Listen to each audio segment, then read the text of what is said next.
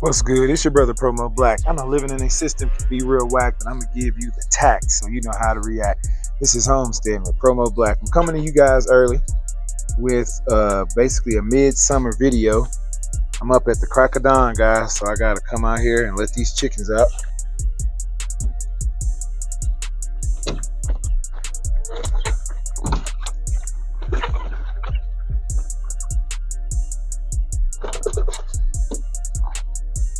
Yeah, buddy. People say that you should wait 2 weeks to put out your baby chicks to integrate them with your other with your other chicks. And these are 10-week-old baby chicks.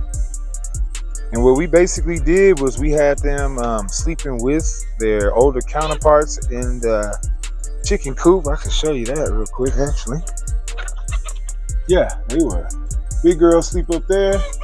Little chick sleep down there. Keeps them kind of separate, but keeps them happy. And after a couple nights, man, it seemed like they got used to each other. There's still a little bit of pecking order going on, but for the most part, they've been able to eat together, sleep together. I do think it's also temperament. We have those Australorps that are very motherly birds, but we also make a point to not antagonize our birds. We make sure everyone's fed, water, happy. But what I tell my kids is we like to pick them up and look them in the eye, just to let them know that we don't really mean them any harm, because these chickens can be very skittish. So if one does let you pick them up, you make sure you just remain calm, look them in the eye, let them know that you're friendly. Let them see your soul, is what I like to say.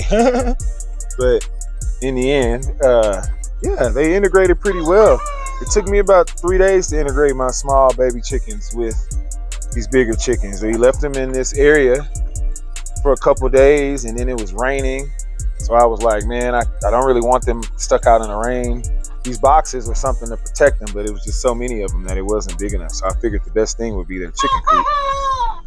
And so when I first let the baby chickens in there, those older chickens was like, what are you doing?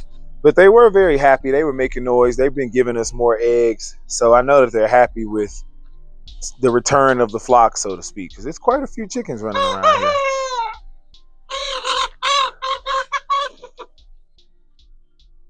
I also just like to let y'all know that, man, we really do this. For my people who came over from Twitter, man, your boy PromoatBlack, man, like I used to tell y'all on the spaces, man, I just got tired of dealing with it, man. And I'm just at a point, like I was talking with my friend the other day, especially when it comes to Mississippi, I just feel like we should just do a physical boycott and leave it. They don't want us there. They want to lynch us when we're there. Leave it to them. We need our own place to be. And I don't know if you know this, but 40 acres, if you get 40 acres, at least in the state of Colorado, and I want to say I've looked up other places, but you have rights to create your own county. And with rights to create your own county, you're able to create your own laws, your own protection, your own police force. You're able to set things up the way you want it to go, especially for your family. So that's why I encourage more of us to just buy a piece of land, even if you're not going to live on it like me, just buying a piece of land. Because I know a lot of people want us to move back to the South. And don't get me wrong. I mean, as far as growing plants and stuff like that, yeah, you guys have the perfect weather, but just so much prejudice and bigotry. Not saying that doesn't exist here in Colorado. Not saying that doesn't exist everywhere, especially in America. But I have, based on the laws, been blessed to move around more freely. The cops are not as predatory.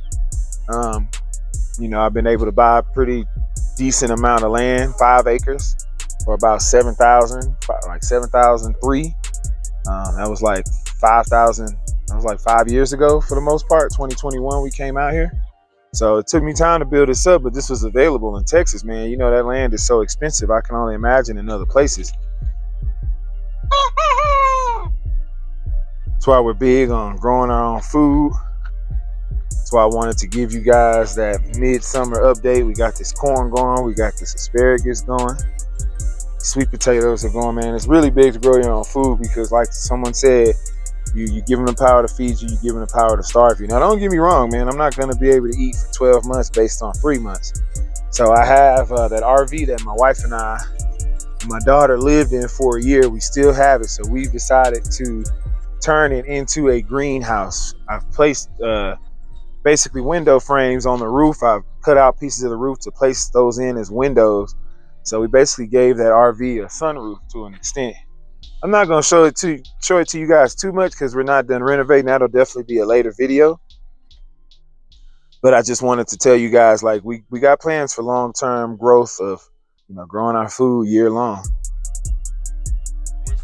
It got me on my Farmer Brown ish out here, y'all. Waking up first thing in the morning, man. These dang dogs won't let me sleep in too late, and I gotta go get these chickens. But we just letting you know that we out here, man. We out here early. We out here in the field.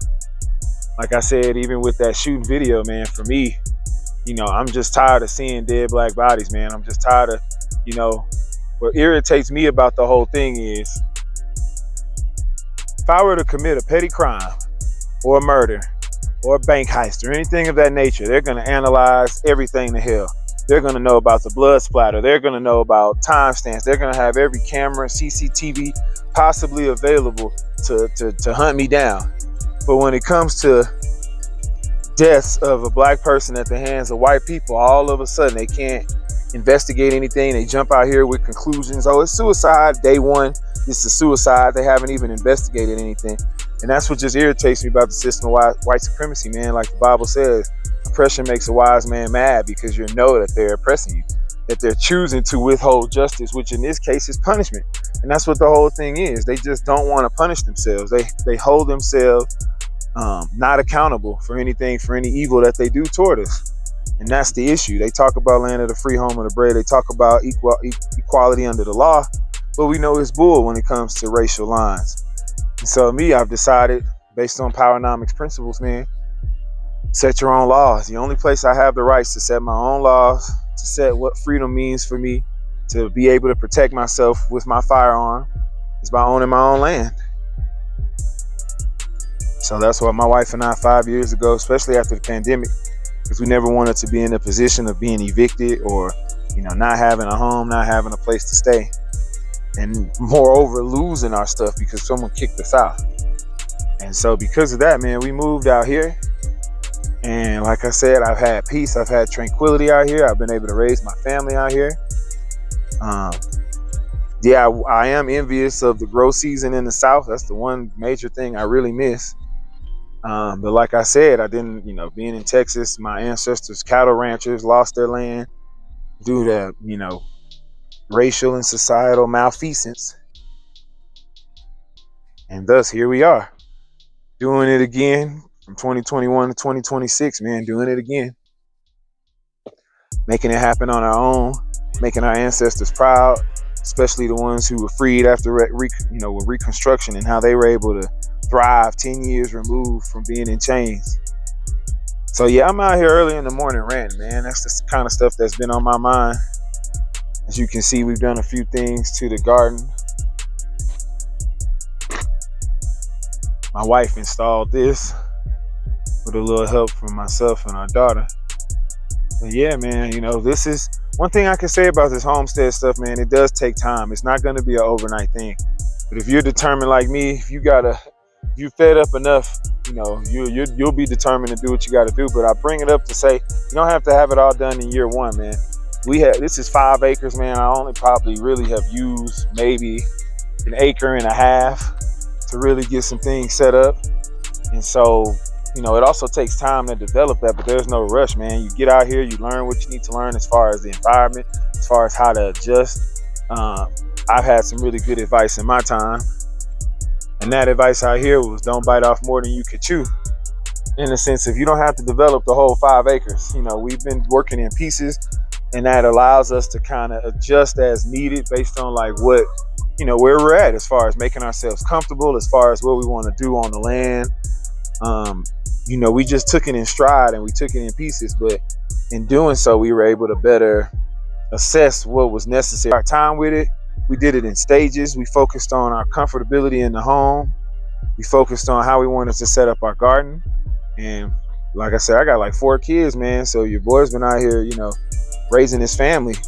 And I wanted to raise my family in peace. I homeschool. Just to give you guys an insight on what I do, why I do it, man. I'm really big on, you know, we can do it ourselves. At this point, I'm tired of leasing it out. Tired of trying to get some government program to help us. Don't get me wrong. We need our reparations. We deserve our reparations across the board. And I'd be the first one, like, hey, give me mine, especially because they took my people's land. And if you're any kind of land developer talking about we don't need reparations, you a lie, you a plant, you a con, because you definitely need money. Like I said, that well took that guy 20, what, 30, $40,000 to put that well in. That's why he didn't have money to do other things. So that's why I bring up, like, this kind of living can get a little, dicey as far as, what your money's looking like. But as far as getting set up, getting some land, getting things set up, take it all in stride. Just wanted to give you guys kind of a midsummer update, give y'all an early morning rant from your boy. I got me up early, chopping it up. Got a lot going on, so just trying to fit things in the schedule. Like I told you guys, it's summer out here. It's Colorado. It's cold for the most part, but man, we're so high up. I'm 7,500 feet up, man, elevation. So this sun is very intense, man. So shoot, 80 degrees feels like 100, dude. I mean, we're blazing. So had to go ahead, come out here and make it happen early in the morning for you guys. Go ahead and chop it up. Hope you enjoyed my video, man. Please feel free to like and subscribe. Y'all helping your boy build passive income so that we can keep this homestead going. I mean, we're going to keep it going regardless, but hey, a little passive income goes a long way. Wealth building, generational wealth, passing things down. And I just really appreciate y'all, man. So y'all take it easy. See y'all again next time. Already. Peace.